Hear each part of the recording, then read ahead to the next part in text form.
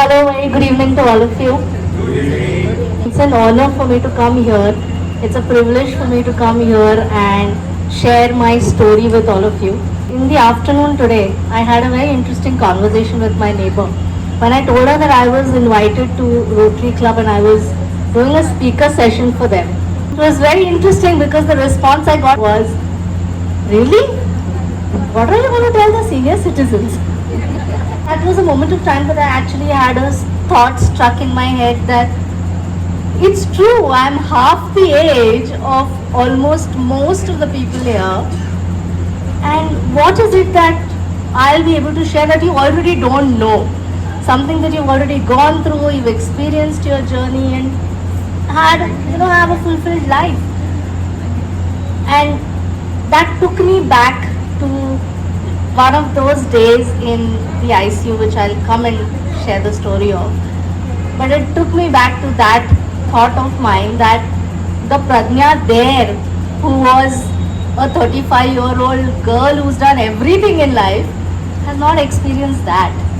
So for me, if that was a new thing, I'm really hoping from the bottom of my heart that whatever I share today is also something new for you all to learn through from this journey.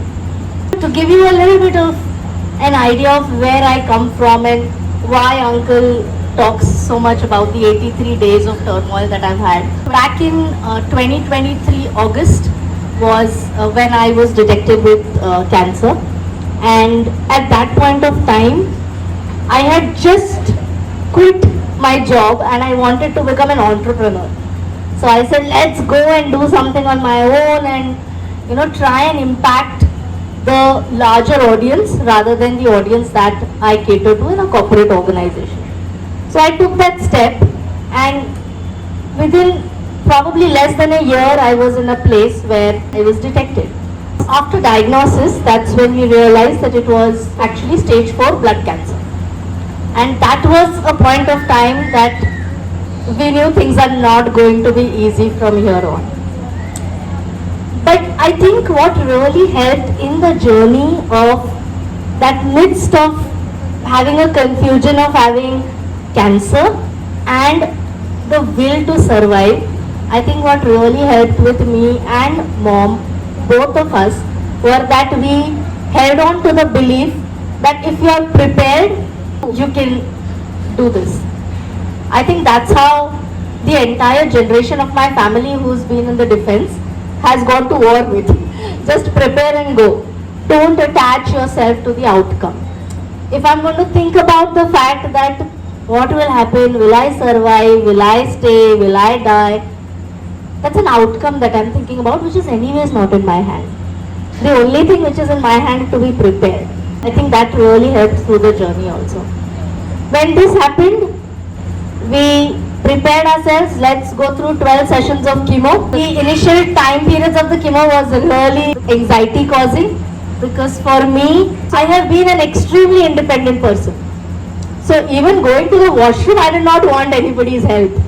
But at that point of time, I realized one of the biggest lessons of my life. Asking for help is not a sign of weakness. It is important to ask for help because that is going to help you become a better version of yourself. If you are asking for help, that is a sign, definitely a sign of strength. And I think what we do 90% of the times is we resist asking for help and also taking the help if somebody is giving. I'm independent, I'll do this on my own. How our body is responding, are we listening to our body or not, is something that we don't realize. The body is telling you to take help. That's what I did. I took mom's help and I was able to go through those entire period of chemotherapy sessions very, very bravely. I think a big setback to all this bravery that we and mom were showing was in the midst of the 11th chemo that I was going through, just one chemo away from becoming cancer free, knowing that things are going to be great now, is when dad passed away. He got admitted in the command hospital, was there for 10 days, very unexpected, so we were not prepared. And I think that led to a lot of stress, lot of anxiety, lot of grief, and a lot of guilt for me. Because I felt that because of my cancer treatment and because of my chemotherapy, we were not able to take care of him because he was a stage 2 dementia patient. So somewhere I carried the guilt with me that he's gone because of me. I remember coming back from the chemotherapy session, it was the 10th, 11th chemotherapy session, which was the day after his funeral. I remember coming back from that session, from that chemo, and I didn't sleep through the night. I cried the entire night. The next day, trying to tell my mom that I'm feeling extremely guilty that he is no more because of me. And somehow when the family is together, we really try to convince ourselves that it's okay, things are good. You just focus on getting better. If you are better, you're going to be able to take care of your mom. And while I got that piece of courage to pick up and say I'm going to do this, let's just get one more chemo done in the next 15 days and become cancer free. Within 15 days of dad passing away, I got admitted into the ICU. Me and mom both thought that it's just a fever. So, none of us, neither the extended family nor mom nor me, were prepared for what was coming next. Because what came next was horrifying in terms that I cannot even imagine. The last thing that I remember was being in the hospital, alive, able to speak, able to move my hands and do everything in the world. And after being in a coma for about 15 days in the ICU, I remember waking up, having consciousness, and not being able to speak and not being able to move anything in my body. It was like a piece glued to the bed. And for me it was extremely difficult to comprehend how did this happen and why am I here, where am I, and why is this happening. It was very difficult for me to comprehend. During this entire phase of 15 days of being in the coma, the pain, the trauma, the challenges and the hurt that everybody in the family, including my mom being at the topmost person, I think she is the real hero of my story. Because I cannot even imagine putting myself in her place.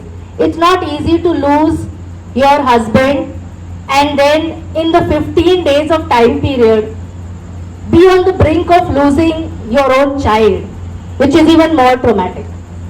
So I'm really thankful to the Almighty for giving her the strength to go through this and bring me out of it.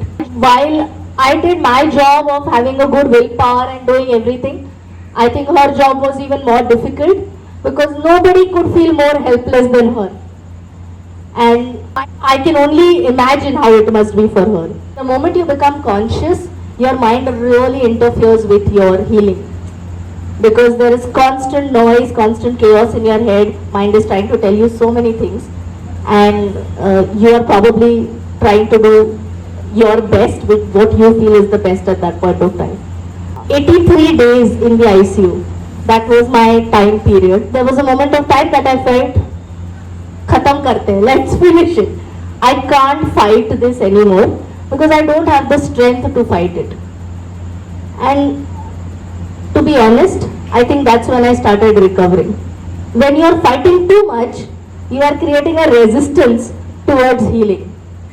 When you are giving in and giving your body time, that is the time that you are healing, and that is how it has worked for me. And I use that funda even today. Nahi khada hua ja raha, baith jao. That's the best thing that you can do. 83 days in the ICU were very painful, very chaotic, and nothing feels like home because when I came home in July after fighting all this, it felt now things are going to change and now, I'm just going to get up and start going, and that's not how it works. From July till November, which was last year November, I was still not able to walk, I was still not able to stand, and I was still on oxygen support. So whatever you are seeing today is just a few months back that I have been able to recover or been able to be victorious about. A lot of people to thank in this whole process. Of course, my mom, she's been my anchor. I wouldn't have been able to do it without her.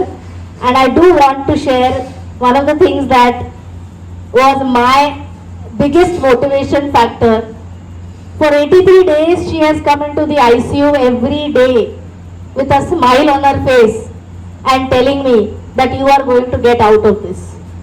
And I think it takes a lot of courage, a lot of guts to come and do this when you don't know what's going to happen the next moment. It's one of the biggest transformations for me has been to be able to be grateful for what I am today and for everything that I am surrounded with.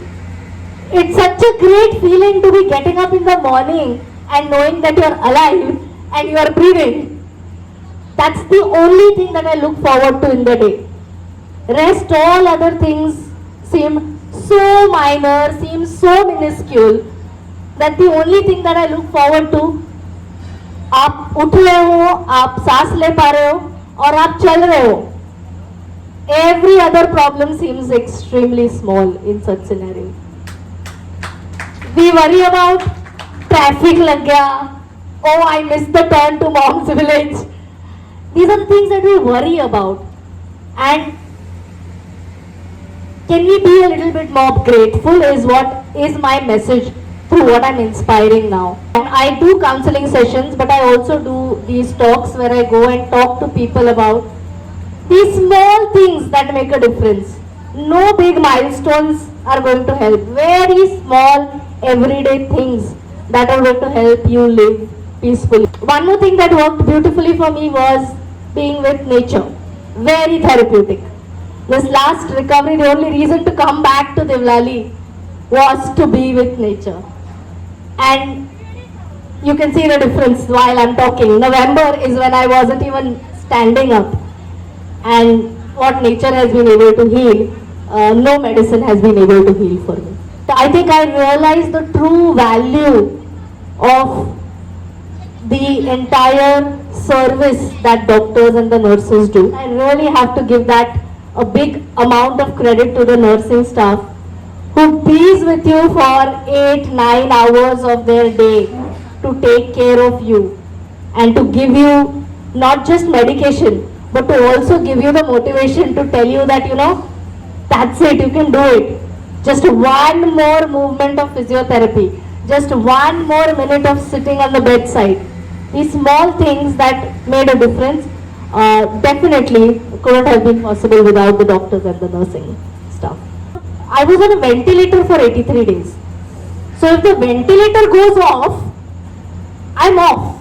So that kind of feeling was constantly there. What I realized about the anxiety and the fear that you have, of course there was a fear of death. There is no doubt about it. What I realized about that fear is that fear is not about dying. The fear is about what will happen. The fear is about the uncertainty. The fear is about the feeling of death, not death in itself.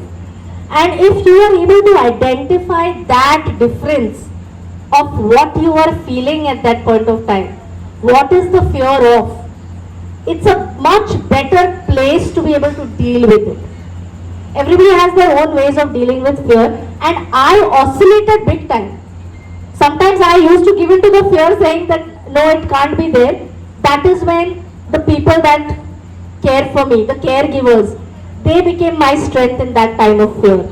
When I was holding up and saying, okay, whatever happens, one more step, I have to take this. I know it is paining heavily and it is just going to increase.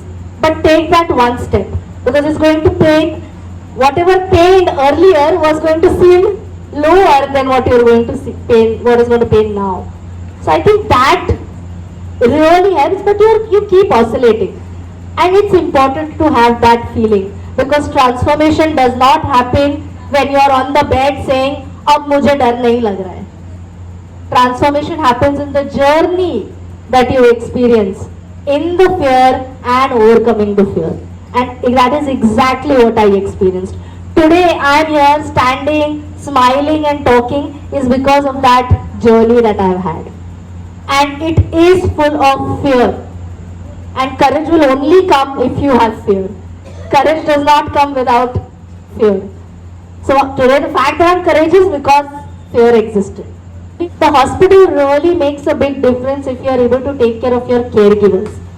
And I think Jupiter really took care of the caregivers. She had all the support from the doctors, from the nursing staff, from the logistically the place of the hospital. She had a lot of support, and I think that really helped in her having faith in the doctors and also having faith in the fact that I'll recover. Experience with the doctor was really good. I think honesty made a lot of difference for me also, because that is one of my prime values.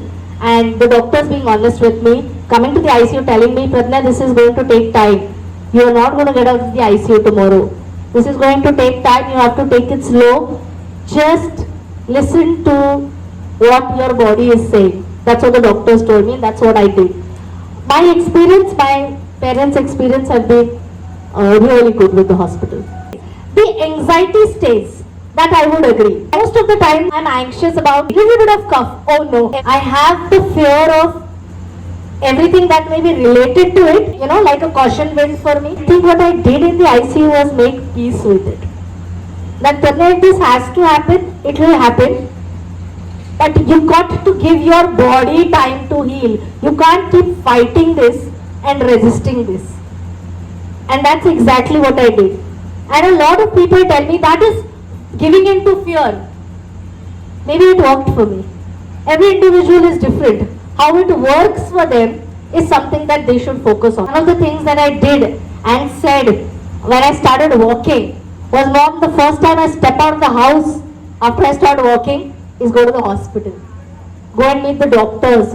Show them what has come out of me of those 9 months of effort that has been taken. And it was so good to see the doctors, because one of the doctors, when we were sitting and we were having a conversation, he said, बहुत अच्छा लगा, ठीक होने के बाद कोई नहीं आता मिलने के लिए. Nobody remembers going to a doctor when you are feeling well or you've recovered.